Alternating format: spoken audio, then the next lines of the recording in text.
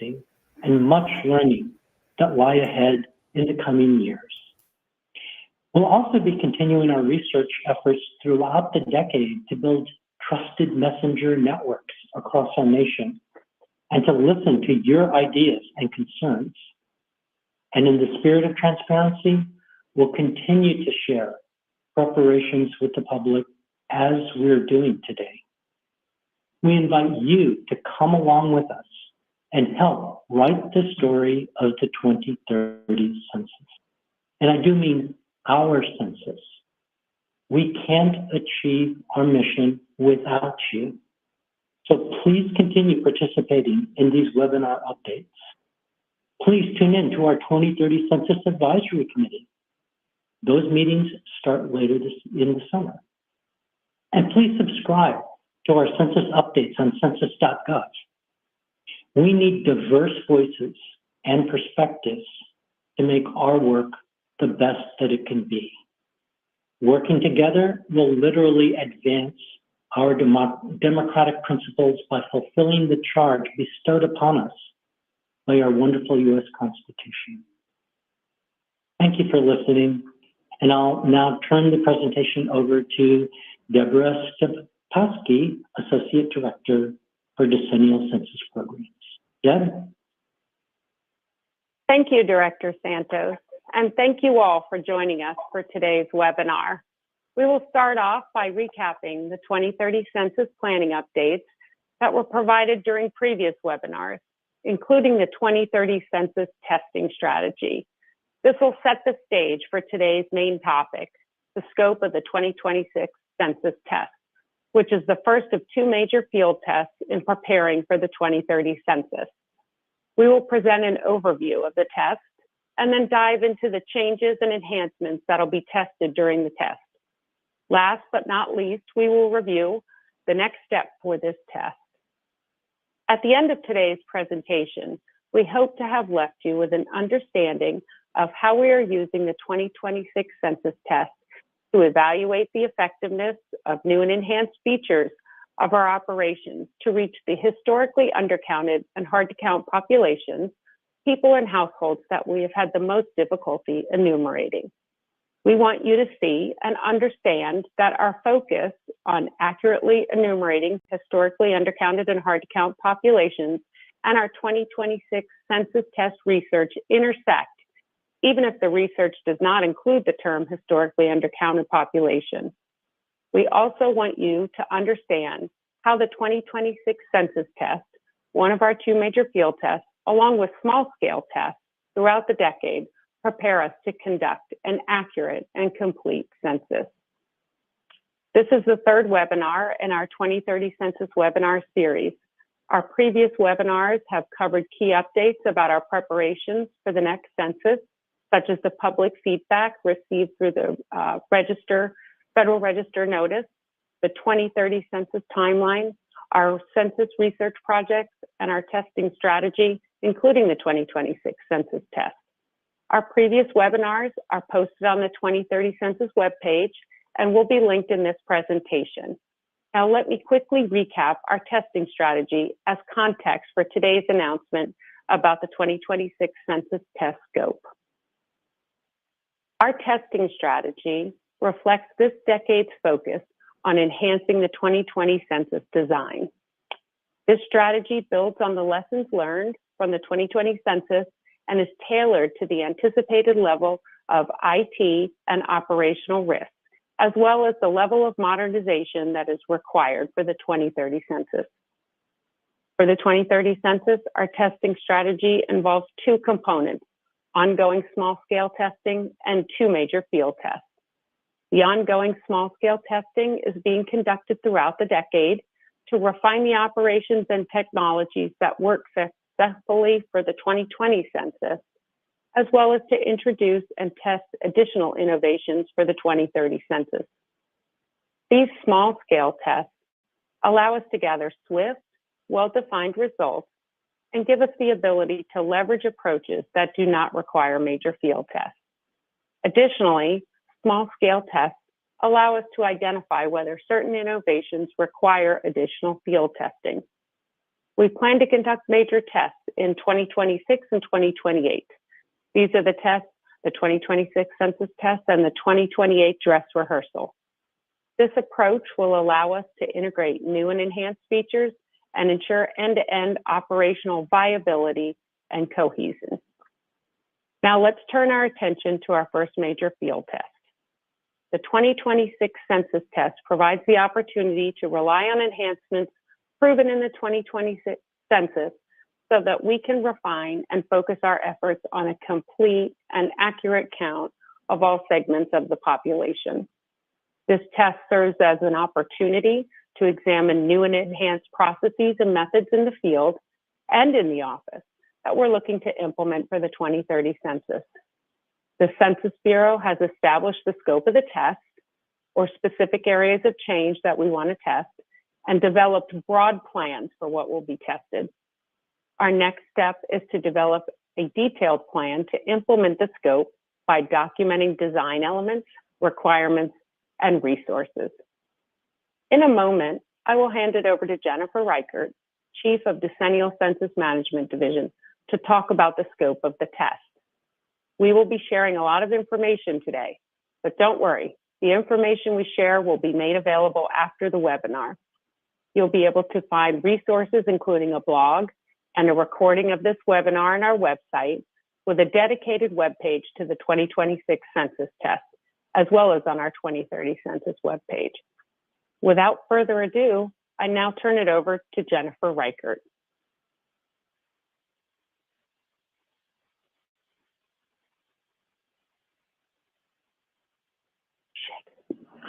Hi, Jennifer, could you unmute yourself, please? Sorry, I thought I hit the button. Apologize.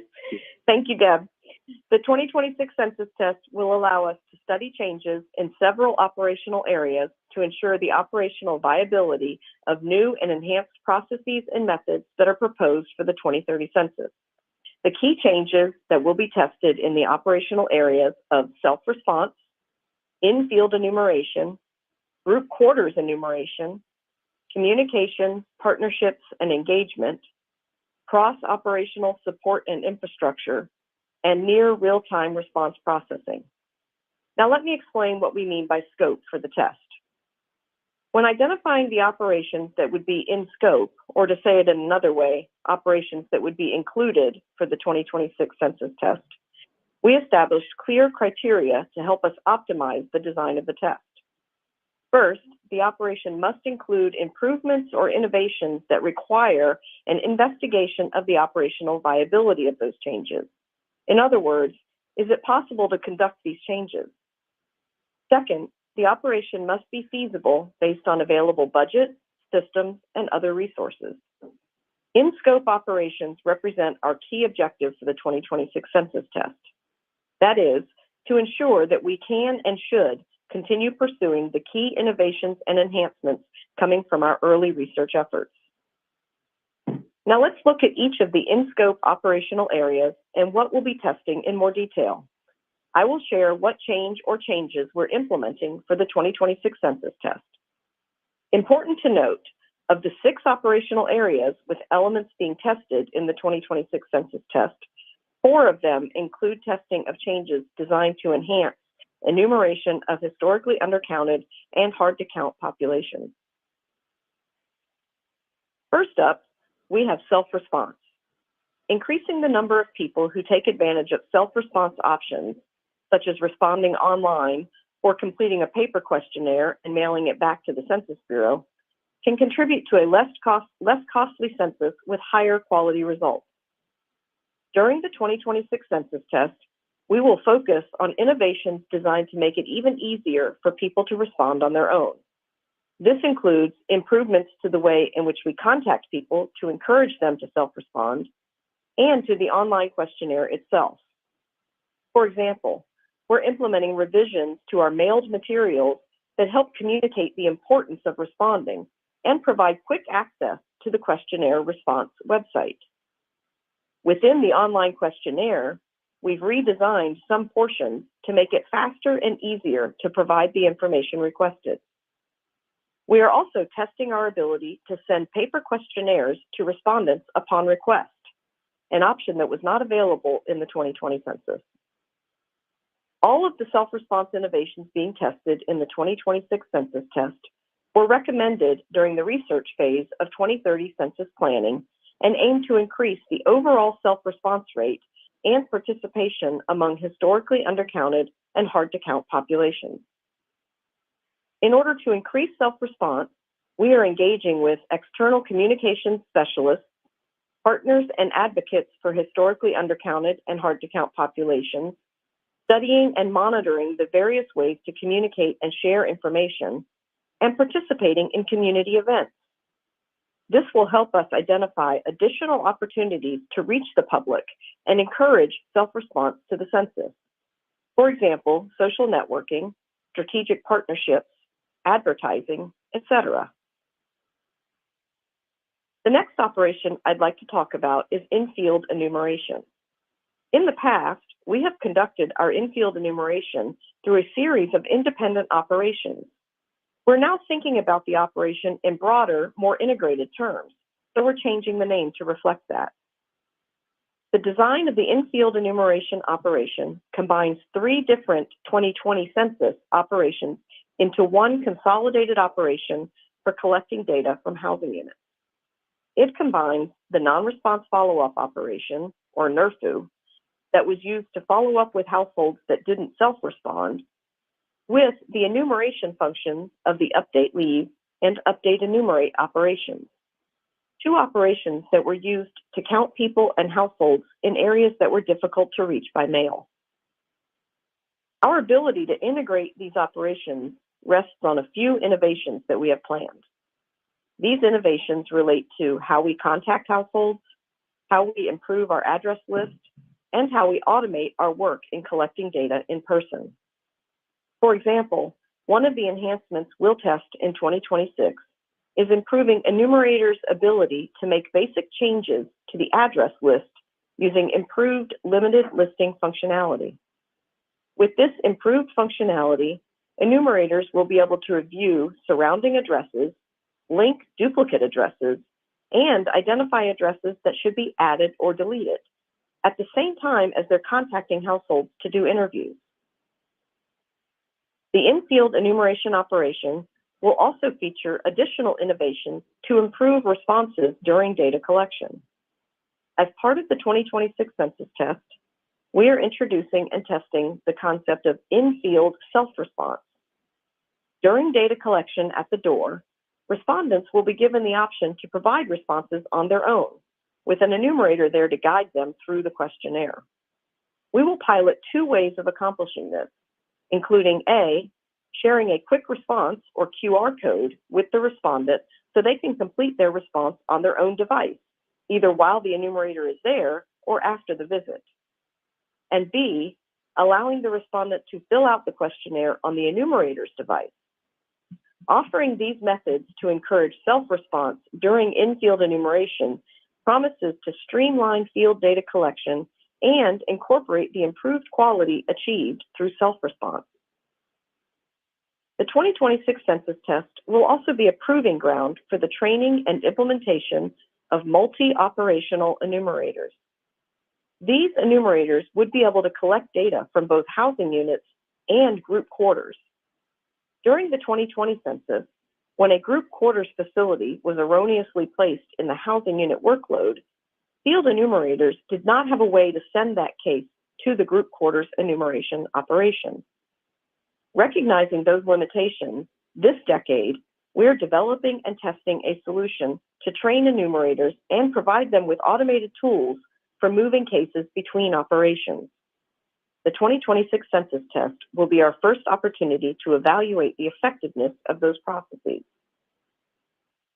Finally, we will test an updated contact strategy that includes early in-field enumeration. Last decade, we planned for an early enumeration operation in college and university areas where students were expected to go on break during the field data collection phase. The intention was to count these students before they left, but that effort was de-scoped due to the COVID-19 pandemic. This decade, we once again plan to conduct early enumeration in college and university areas, but the new in-field enumeration operation will expand that early enumeration to include additional areas that our data show would benefit from earlier in-person contact, such as areas that are historically hard to count and areas with high seasonal vacancy.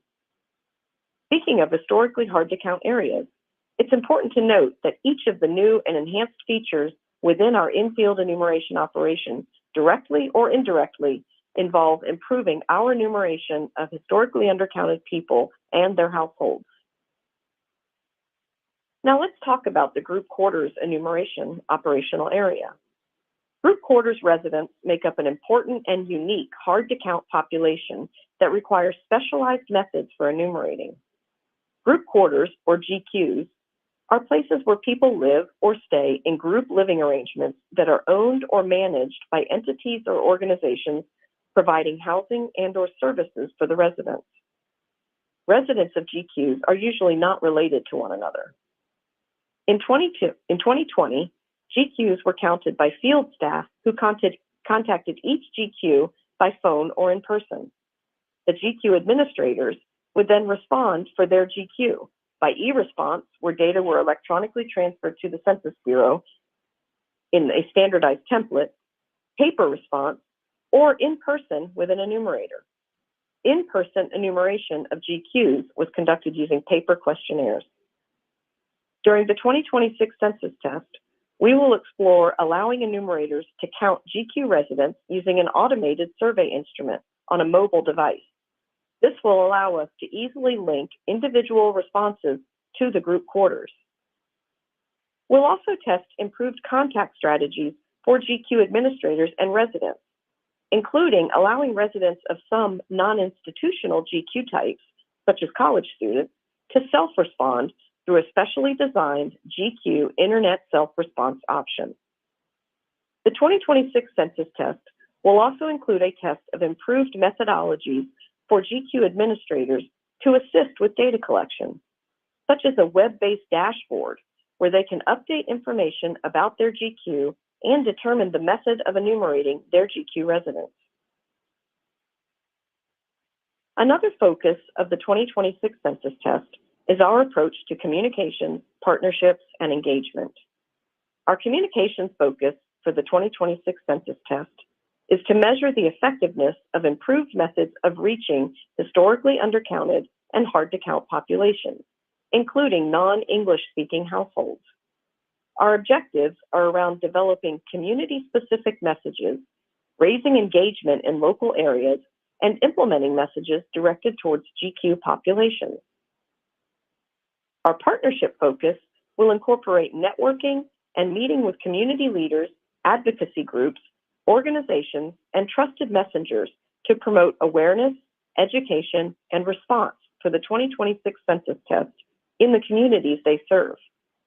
The partnership team will be doing this by assessing outreach strategies, focusing on hard-to-count and historically undercounted populations, and determining tools and needs of each community in order to support the efforts in promoting response.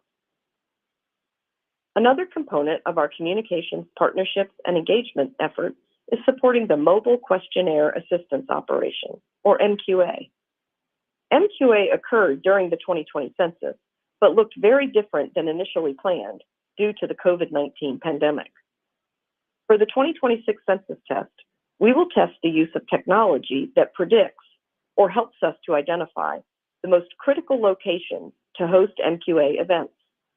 Using this method, we will be better able to support respondents in completing the 2026 census test, particularly respondents in areas with limited ability to self-respond due to low internet access, low literacy rates, or language barriers.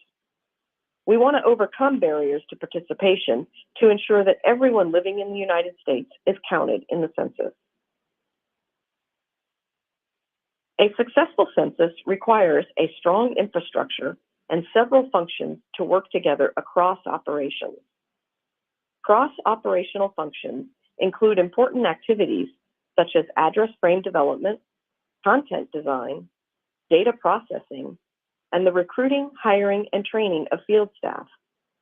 The 2026 census test will utilize these cross-operational functions. I'd like to highlight a few of them that differ from past census operations and demonstrate an evolution in our thinking about cross-operational support. In support of all operations, the 2026 Census Test will provide an opportunity to test the effectiveness of virtual office infrastructure with administrative and IT support staff working from home. This infrastructure design will include virtual hiring processes, mailing of equipment and informational materials directly to employees' home addresses, and providing virtual training for staff. These innovations are largely the result of positive lessons learned from the experiences of the COVID-19 pandemic, when we were all doing most things from home. For the 2026 Census Test, we will also begin building and testing our infrastructure for administrative data. We will test ways of gathering and storing information from administrative records and secondary sources, like information collected in prior censuses, into a single repository. We will then use that repository of data to analyze and understand trends, patterns, or predictions that will help inform our operational decisions. For example, analysis of the administrative data will inform us on things such as how much administrative data are accessible, what locations and people are represented in the data, and how reliable or accurate the data are. The quality of the results from the data collection process, including how complete a response was.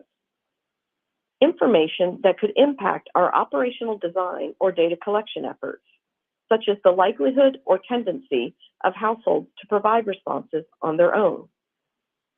These data will be aggregated and modeled to derive information that will assist us with making decisions, such as which mail strategy to apply to a household or geographic area, or the number of field visits a non-responding housing unit should receive during in-field enumeration.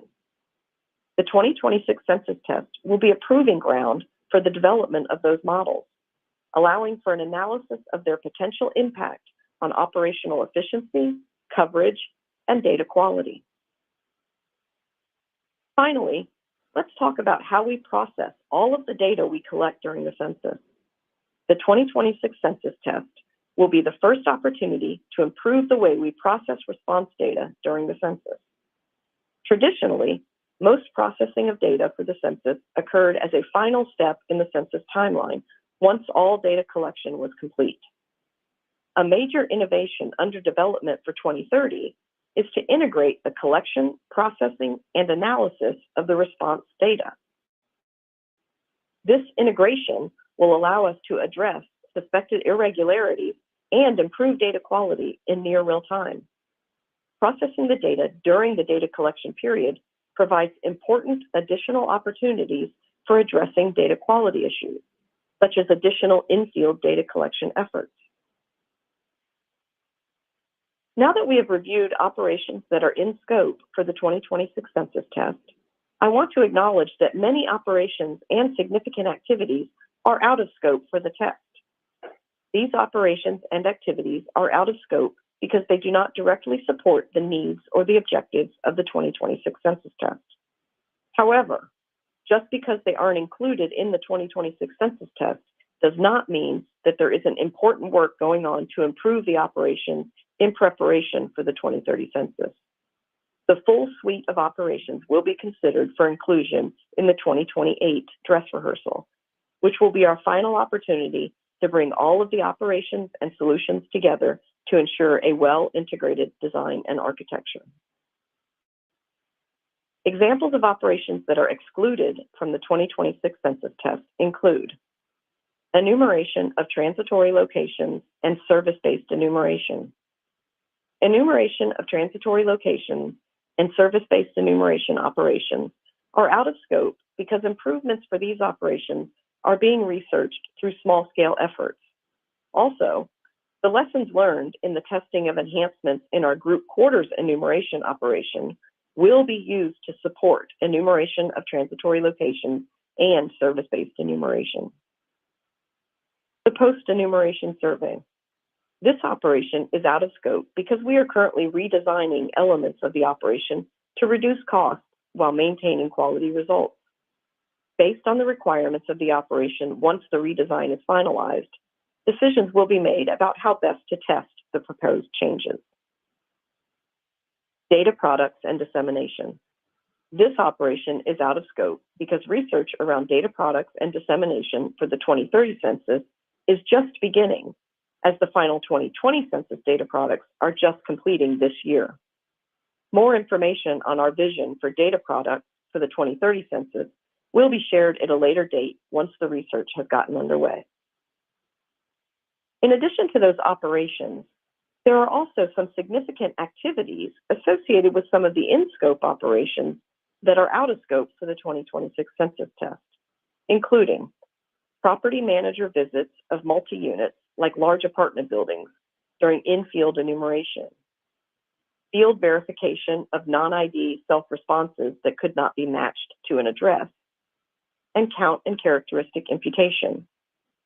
These activities, as seen listed on the right side of the slide, despite being important components of in-scope operations, were determined to be out of scope for the 2026 census test because they do not involve significant innovations or changes that require testing for operational viability.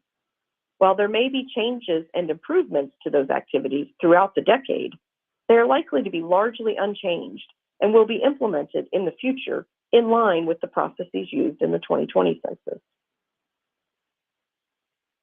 Now, I would like to give an overview of the steps we will use to determine where to conduct the 2026 census test. The scope of the 2026 census test that we have shared with you today will help determine the sites where the test will be conducted.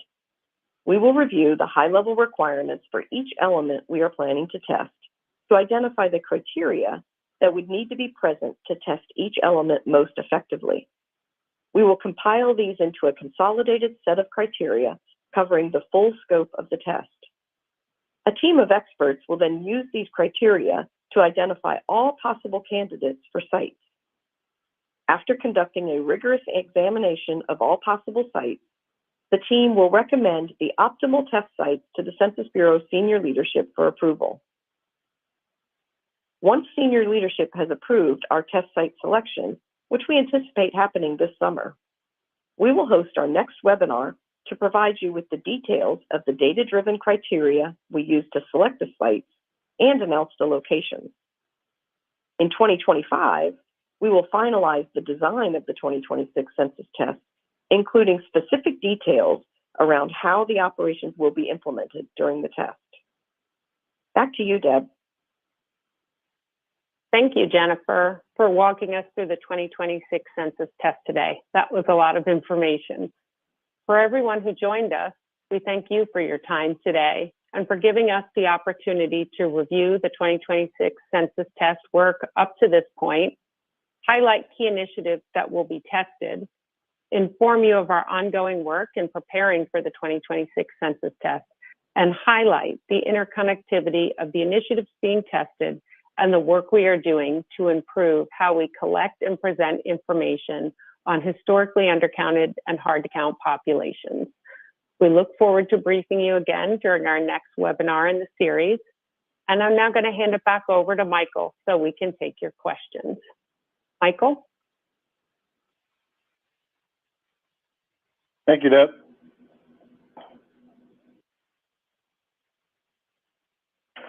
We're ready to begin taking our questions. Taking your questions today are the presenters, Jennifer Reichert and Deborah Stempowski. Operator, can you please give instructions on how people can submit their questions? Thank you. If you would like to ask a question, please dial *1. Unmute your phone and record your name and organization clearly. If you'd like to withdraw your question, dial *2. Again, to ask your question, dial *1. It will just take a few moments for the first question to come through. Thank you, operator. As we wait for our first question to come in, we want to highlight a few resources for today's release. You can find them on our homepage, census.gov. There you'll find a banner that has hyperlinks to our 2026 Census Press Kit. Operator, do we have our first question? Our first question comes from Mike Schneider with the Associated Press. Your line is open. Hello, Mike. Hi. So you guys have given us a cliffhanger as to where the site location is going to be. We're going to have to tune in, right, for the next webinar. Yes, sir. Yes, sir. I had a question for Director Santos. For the 2026 test, I was wondering, and this is for anyone who wants to tackle it really, but what kind of education or outreach will there be regarding the changes to the OMB race and ethnicity categories? If I could continue on this point, for the 2026 test or other current Bureau surveys or censuses, what do you say to some groups who feel they're either miscategorized or not represented in the categories? And as an example, Armenian Americans who are unhappy with being omitted from the new MENA category, or members of the Hmong community who feel they should be classified as Southeast Asian instead of East Asian. So my question is, how would you respond to their concerns as they participate in the 2026 test and other Census Bureau surveys or censuses? Well, Mike, unfortunately, the director's not here at the present time. Okay. So I'll take this, but I'll walk you through, as well as all of the other listeners, about the SPD 15. For those who don't know, that's the Statistical Policy Directive number 15. OMB, that is their standards on how the Census Bureau and other federal statistical agencies collect race and ethnicity data. And so we follow OMB standards, and yes, they have updated those standards in the way that we collect race and data. Since 1997, they just updated it this year. The Census Bureau itself, we have begun reviewing that update, and we will develop plans to implement it in our censuses and our surveys. We definitely want to keep the public informed with regular updates, and we definitely look forward to engaging with the communities and organizations around the nation to discuss specifically how we will collect and tabulate future race and ethnicity data to ensure that at the end of the day, the resulting statistics, they yield a meaningful and useful information for the public, researchers, programmers, and also policies from all across many spectrums. So I hope that addresses your question about SPD 15, but wanted to follow up just to see if you have any questions about the 2026 census test specifically for our SMEs today.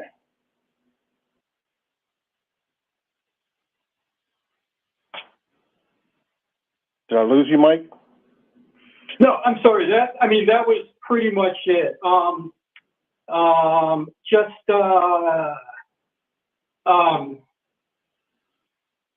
I guess, you guys kind of hit on it, but as far as technology, I know you're building on the 2020 census innovations, but do you see any changes in technology, either changes in tablets, changes, anything like that, as far as the technological aspect?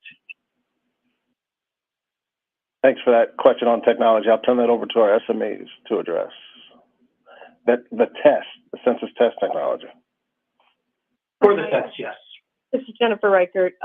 Yeah, I mean, we do anticipate the technology changes. That is sort of the standard that will always be changing. We always strive to take advantage of whatever is the most current technology that we can incorporate into our design. Right now, lots of those detailed decisions are still to be made as we work out our solutions and our design for the 26 test. But certainly we have a lot of experts around the Census Bureau who are keeping an eye on where the technology is and what the best solutions will be for our particular design for 26 and then moving beyond 26 as well. But a lot of those decisions are still to be determined as we finalize our design. Thanks for that response, Jennifer. Operator, do we have our next caller? Thank you. Our next question comes from Hanzilo Wong with NPR. Your line is open. Hi, Hanzi. Thank you. Hi, Mike. I wanted to follow up some comments that Jennifer Reichert made that the determination of whether or not operation of the 2026 census test would be in scope is depending if operation is feasible based on available budget. Given the funding uncertainty facing the Census Bureau in the coming years, how is the Bureau going to make its plans and finalize its plans? Are you going to have kind of a low budget, high budget, medium budget option? Well, right now, what we're doing is we're designing the test for 26 as to reflect our needs for ensuring the viability of some of the proposals that are coming out of our research and from the public input to the FRN. So as of now, our current plans are within our existing budget understanding, and so we don't have any plans right now to make any changes. Should that happen in the future, then we will use normal prioritization processes that we always use to make sure that we can operate what we need to operate within the available budget. But right now, what we have designed is within what we have available to us in terms of the budget. And if I could ask as a follow-up question, I understand there's a distinction between small-scale tests and the major field tests, which is what the 2026 census test is. What kind of results can a major field test provide that small-scale tests cannot?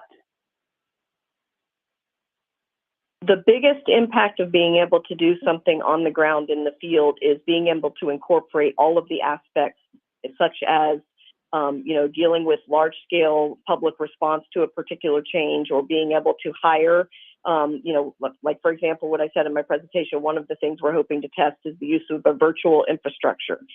We can simulate that, but until we actually try to put it into action in the field with real in-field data collection, it's hard to be certain of the viability of some of those options. So we make use of simulation and sort of in-house small scale stuff to the extent we can, but it is very important to get out into the field to see that everything is integrated well together in terms of the systems and sizing up for a larger type of a field operation. So it's mostly just to sort of test it on the ground with people that we've hired in the field to do the operations. Thank you. Mm-hmm. Thank you. And operator, we're ready for our next caller. Thank you. Our next question comes from Daniel Ichinosi with OC Action. Your line is open. Hi, Daniel. Hi, Daniel. Daniel, you may need to unmute your line.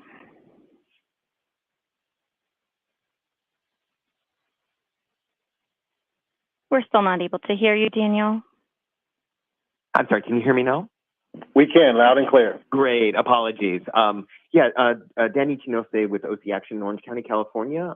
I was wondering if it might be possible to share a more concrete and detailed timeline with respect to the steps that you'll be taking to identify where the 2026 census test will take place. More information on the timeline. Our goal right now is to have all of the sites selected and approved by this summer. And then we would hold a webinar like this later in the summer to announce the process that we use as well as the actual sites. So within the next probably 3 to 4 months, I would expect that will be done. Gotcha. Thank you. That's helpful. Mm-hmm. Thank you. Operator, do we have another caller? Thank you. As a reminder, if you would like to ask a question, please press star one. One moment.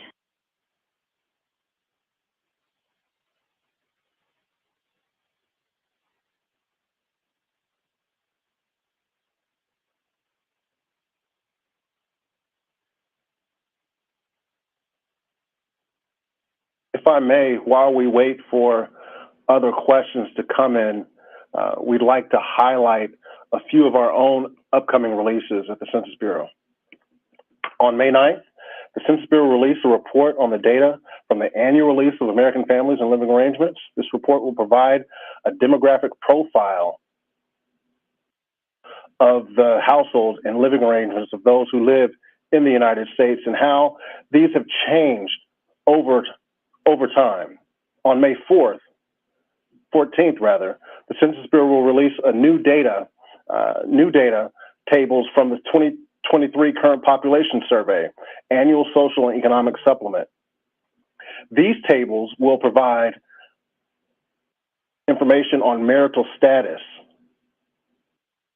educational attainment, employment status, occupation, earnings, and other social and economic statistics by age, sex, and Hispanic origin. And for the Asian alone, Asian alone or in combination, Black alone or in combination, older and foreign populations. Also, on May 14th, our embargo will begin for the vintage 2023 total population estimates for incorporated places and minor civil divisions and housing units estimates for the nation, states, and counties. That data will be publicly released on May 16th. Operator, do we have our next caller?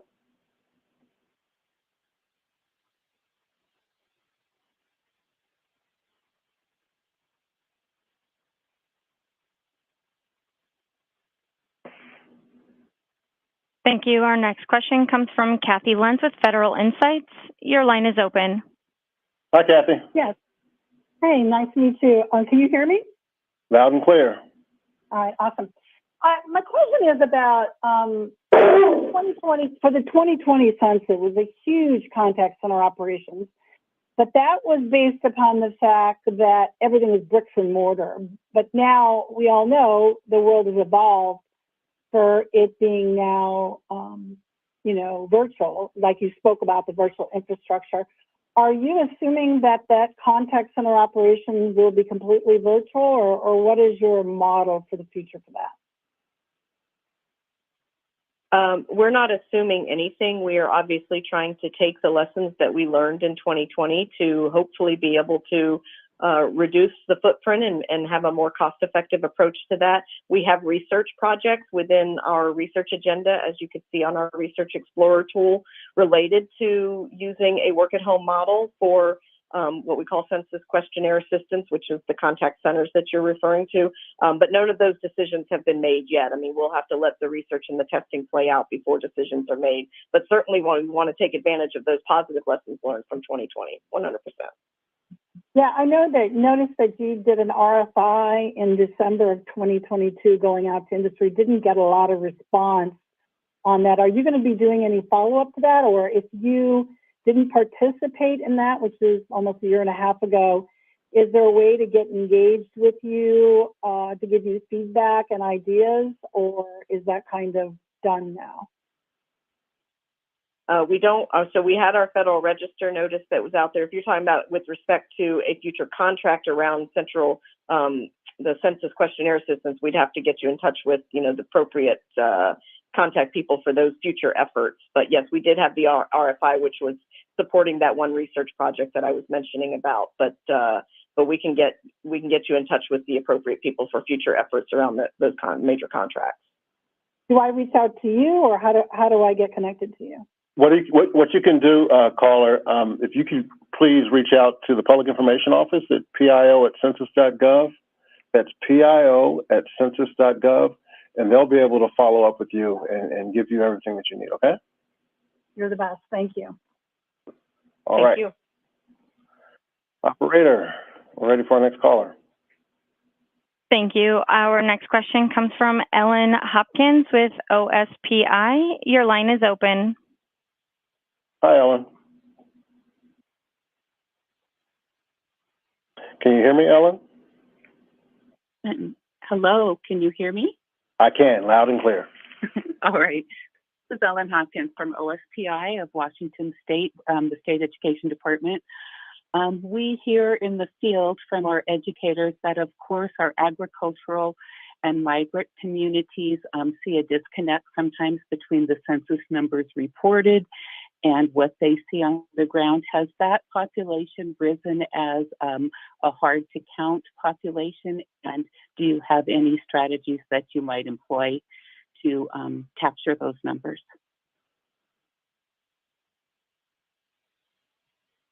Jennifer, do you want me to jump in? Yeah. Yeah. Was going to say, and thanks for the question. So the first thing that comes to mind when I heard your question is that we are looking at different definitions for different groups of people, and the migrant workers are in there. So we have better understanding of who we're counting and what that means, and we can do a better design to ensure that they're counted. We've got other research projects going on that probably touches on those communities. Just because a group is or is not in the historically undercounted or the hard to count doesn't mean that our overall research isn't going to improve the quality of the census. So I think you can rest assured that every group is reflected in our research, whether or not it's called out specifically or not. Jennifer, if you wanted to add anything else on that. No, I think I was just going to say that that's one of many buckets of hard to count that we are trying to address in our design. Yeah. Thanks for that. Operator, we're ready for our next caller. Thank you. At this time, if you have another question, please press star one. Again, if you do have another question or would like to ask a question, please press star one. One moment, please.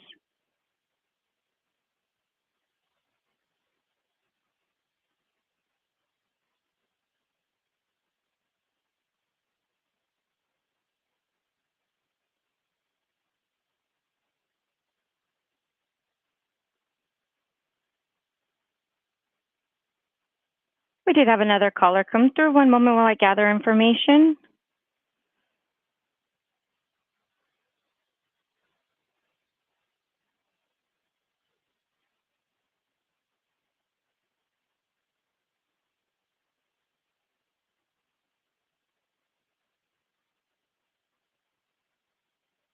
While we wait, I'll just mention for those that are listening, we've talked earlier a little bit about, or had some questions about the SPD 15 update from OMB. I encourage folks who aren't aware of the Census Bureau's latest information that we've published about that to visit our blogs on census.gov. The director of the Census Bureau, Director Santos, has a blog in the director's blog addressing that topic, as well as subject matter experts in our population division that have put together a blog that maps out how we plan on reviewing those standards and those updates, and then implementing them throughout all of our censuses and surveys at the Census Bureau.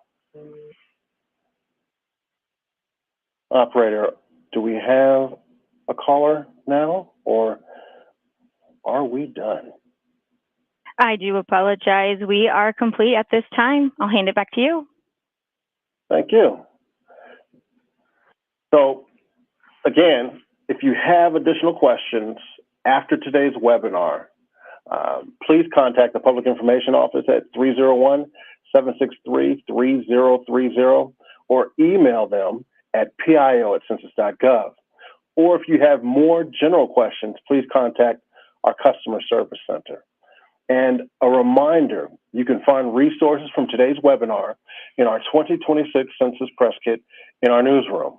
I'd like to thank everyone who took part in today's webinar. I'm Michael, and have a great rest of your day. Thanks, everyone. That concludes today's conference. Thank you for participating. You may disconnect at this time.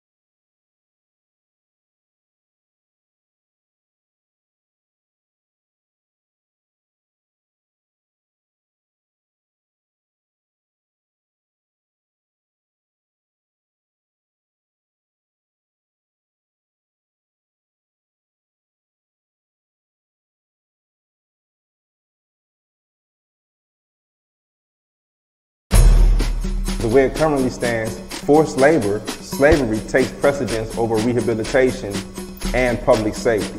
Oh, by the way, while the Biden administration gives reparations to everyone but freed people, look at the billions he has run over to Ukraine. We don't have black grocery stores because if you think about it now, just to get in that supply chain, it's almost unheard of.